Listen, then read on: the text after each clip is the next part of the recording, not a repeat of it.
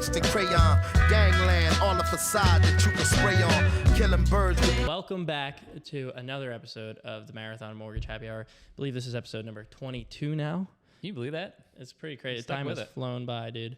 I'm Mike Witzek. I'm Rory Farrell. And this is the Marathon Mortgage Happy Hour. So, as per usual, we're going to dive into a brew here. I'm fresh off a plane from Detroit, Michigan. And Rock City. Yeah, I'm a little, not jet lagged, but the flight got delayed and take off. Hey, you didn't get into like 2 a.m. or something. Yeah, I went to bed like at 3:30 probably. So this beer should hit. This beer's gonna fuel something. So we'll see how it goes, and then we'll jump into some mortgage stuff. So Rory has a surprise for you. Yeah, I'm gonna kind of blow your mind a little bit on this one. I'm not gonna tell you anything about it. I want you to close your eyes. Okay. All right. Eyes are closed. And when I pour it, don't open your eyes All until right. after you taste it, and you tell me what you think of it, what it smells like, what it tastes like, and what kind of beer you think it might be. All right. All right. Hold on. Where's your hand? Mm-hmm. There you go. Right. Cheers. There you go. Cheers.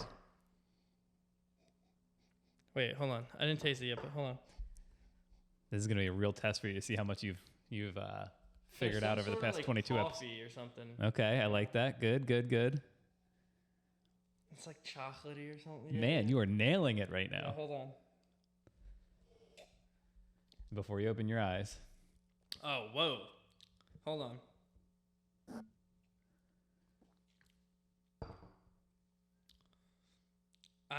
What's that taste? There's like so it smells like a coffee and chocolate, kind of. So before you go any further, Okay. what kind of beer do you think might have coffee chocolate smells? A stout. Okay, cool. Now open your eyes. It's a blonde stout. Interesting. Weird, right? So this is from Well Crafted. It's called Blonde Americano, blonde ale, 5.8%, and it's basically a blonde stout where they brew a light beer, but then they use coffee and vanilla. I think what else? It's an ale. Well, yeah, stouts Okay, are same ales. thing. Okay, Yeah. same thing. To make it taste like a stout. So it's obviously going to be lighter bodied, but they probably add a little bit of lactose and to give it a little bit more of like that thicker feel to it. Maybe some oats, but it's kind of a little bit of it messes with you a little bit because it's blonde, but it also tastes chocolatey. Yeah, for sure. Vanilla-y, coffee. It has like a sour kick to it. It does have a little sour kick to it. Yep. Yeah, that's what I was confused about. I was like, is this a sour? I was confused. It's because it's sweeter than you would expect it to be. Exactly, yeah. So, but hey, A very let's get interesting weird. brew, honestly. Happy Friday. If you want to try something unique, give this a shot. And it's made with Backyard Beans, which I believe is also out of Lansdale, a little coffee shop there. And I think they may even have one in Ambler as well. So, yeah, check out some local breweries and some local coffee Honestly, shops. we should do more stuff like that, where like we like blindfold each other or something, or we have a special episode planned that we've never done yet. Oh yeah. So we have to do that soon, but that's besides the point. Just figured that might be a way to spice it up every now and again. You know what I mean? Try something new. Shout out to Well Crafted in Lansdale. Yes, sir. They also now have a location in Ambler Yards. So there you go. All right, we have already spent too much time on the beer. Yes. Get into mortgage stuff. Okay.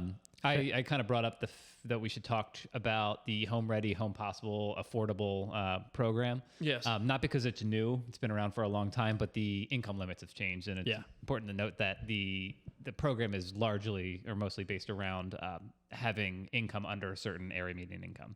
It's driven by income. So yeah, that's a big factor of it for sure. And recently, I guess it's not so recent, but more recent than a couple months. Yeah, a couple months, I guess you could say. The income limits have gone up, which in this area is important because this area tends to have a lot of people who have, higher income than most other areas. Yeah, sure. So being able to qualify for this program wasn't like something you would see quite often. Now that the income limits are raised, it helps people who are first-time home buyers get a little bit of a break on rate and mortgage insurance, correct? Yeah. And it's a great product that a lot more people could fit into than you would think. Yeah, and the benefits are that if you're underneath these income limits, you have basically more competitive interest rate terms, more competitive mortgage insurance terms. Yeah. And so the way it kind of works is there's an area median income, right? And then So let's say 100% of the area median income now is 114,000. Yep. So if you are a first-time home buyer and you're underneath 100% of that AMI, you qualify for this program. If you are not a first-time home buyer, but you're under 80% of that area median income, you still qualify for that. Yep. That Correct. program. So, kind of get into the weeds a little bit, but it basically limits the amount of adjustments you can make to a rate. So, you have X rate, and then let's say you are only putting 3% down, or you have less favorable credit, or DTIs are higher, whatever the case is. Those adjustments to that rate start going down and down and down. Yep. So you have a less competitive rate. This program basically eliminates those adjustments so that you kind of just get that base rate that's more competitive. Yeah. And it also gets you that better mortgage insurance. So I took some quick notes here just kind of as an example. 300,000 loan amount, 3% down, 740 credit. Without the program, let's say you're at a 7.25% interest rate with $115 a month in mortgage insurance. That basically is about those, principal and interest, and the mortgage insurance is about $22.81 a month. Yep. If you qualify for the program, you're now at $699, so you're saving $0.25 in interest rate, $90 a month, so you're saving $25 a month in mortgage insurance. Your total out of pocket for principal and interest and mortgage insurance then gets to be $21.80, so you're saving $100 a month just for basically doing nothing but literally qualifying for the program. Yeah, so, making sure a loan officer puts you into that product. So yeah, so for doing nothing else, you're saving $100 a month, and $100 a month could help you to qualify for a home that's more expensive or higher than what you would have had you not qualified and for that program. It's $1,200 a year you could put away for your next house or invest in the market. Exactly, whatever you want to do with it, but it's $1,200 extra a year that you could save. So yeah, there you go.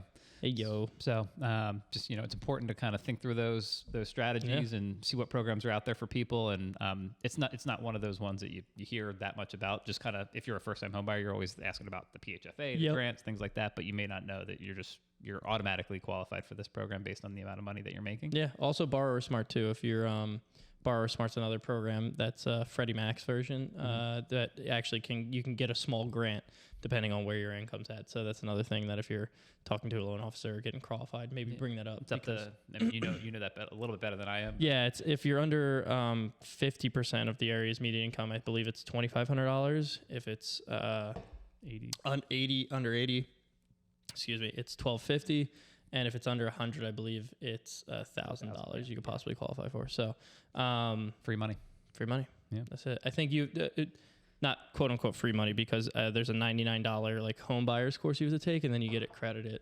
Yeah. The you have to take that with the Home Ready and the home. If you're a first time home buyer in general, you have to take a similar course. Okay, so then perfect. Well, in that case, pretty much wraps that up. What's your wins for the week? I haven't seen you in a couple of days. I know, dude. Yeah, and then you won't see me all next week. So oh my god, you're gonna miss me, dude. I'm gonna.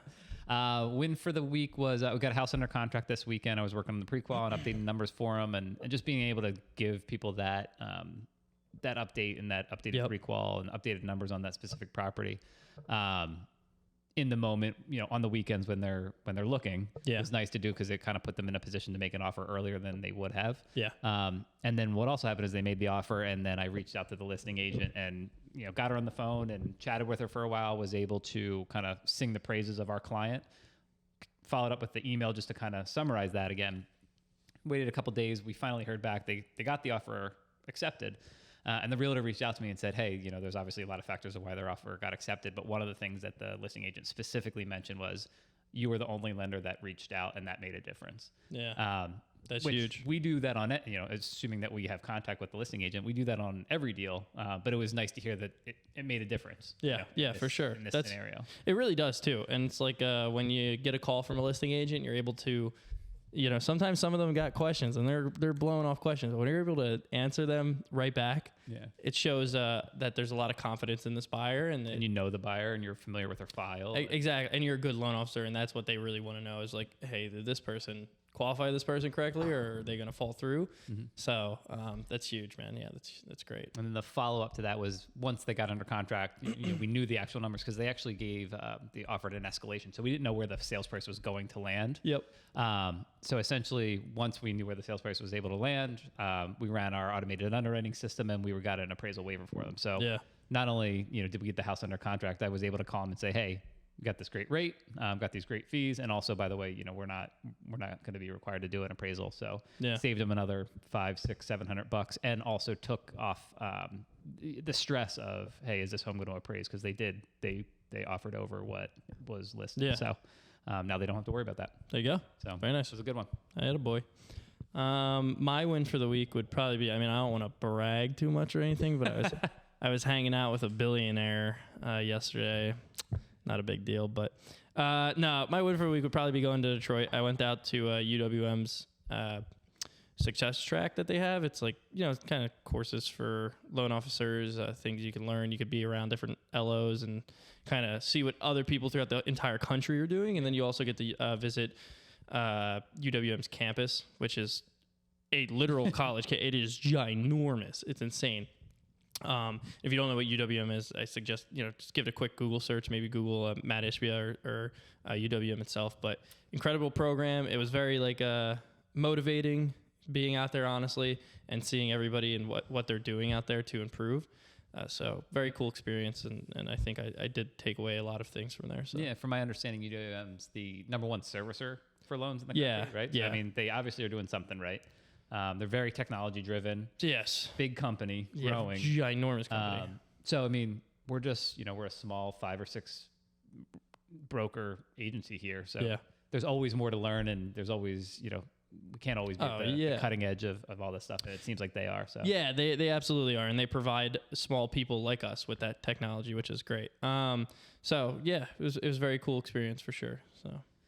All right. That's my win. Welcome back, man. Thanks, dude. I'm happy to be back. Detroit wasn't everything you thought it was. Pontiac, Michigan wasn't it's not all it's cut out to be, All right. Well, yeah. No, it's exactly what it's cut out to be. It's exactly what you would think it would be. All right. Well, anything else to add? I don't necessarily think so. I think everything we said was great. So it was great. It was great. It's 100%. We nailed it all. I think so.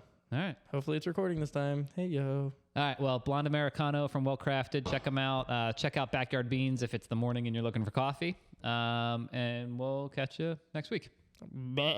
Happy Friday. Later. Sketch the crayon, gangland, all the facade that you can spray on. Killing birds with one stone is what we stay on.